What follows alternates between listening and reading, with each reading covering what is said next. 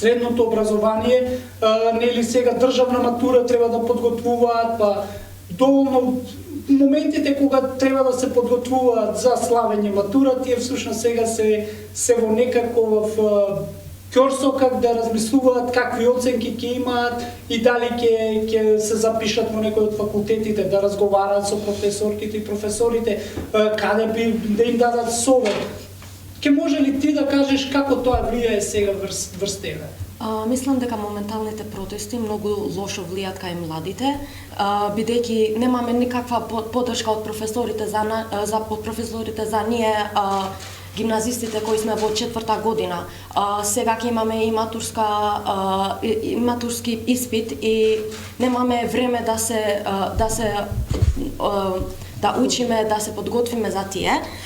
И мислам дека ние младите најмногу настрадевме во ситуацијата со COVID и сега не сме во училиште уште 2 недели и тоа влие многу лошо кај нас. Мислам дека професорите треба се согласувам со Бленди и мислам дека професорите треба да се борат за поефикасно образование и да ни помогнат ние младите за подобра иднина. Забележуваме дека говорот на омраза е интензивен, но што прави општеството? Колку младите на училиште или на семинари, на некакви обуки зборуваат за тоа? Дали младите всушност меѓуетничката состојба во државата помеѓу младите дали е подобрена од минатите години кога бевме сведоци на тепачки во автобусите, етнички навредливи коментари на наливачките групи? Како вие гледате на тоа? Што прави и образованието за намалување на тој наратив, односно промовирање на говорот на омраза или па дискриминација по различен основ, етнички, национален, верски?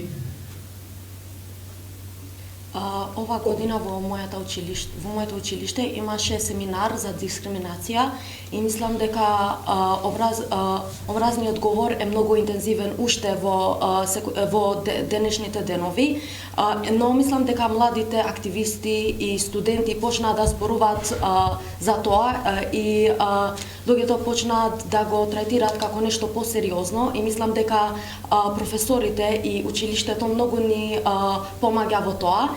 Исто така имаше и многу проекти како Keep Calm and Stop Bullying во нашето училиште. И имаме разновидни студенти кои партиципираат во тие евенти и семинари и кои им помогнат на луѓето и на студентите кои страда од такви кои што беа жртви на таков говор. Каде би планирала да се запишеш на факултет и доколку планираш да останеш тука во државата? Зошто? А ако сакаш да замениш од државата, зошто? Многу сакав да одам некаде во странство, но имав една дискусија со татко ми и тој ми рече дека тука имам повеќе можности. Како една млада девојка треба да станам тука и да работам за другите млади. Сакам да студирам медицина во Кирил и мислам дека тоа е една добра можност да покажам дека и тука може да се направи нешто. Знам дека младите немаат многу големи можности тука, но мислам дека треба да ги овие можности кои ги имаме треба да ги потребуваме. Прво почнавте да кажа јас сакав да заминам да студирам надвор. Зошто? Мислам дека ако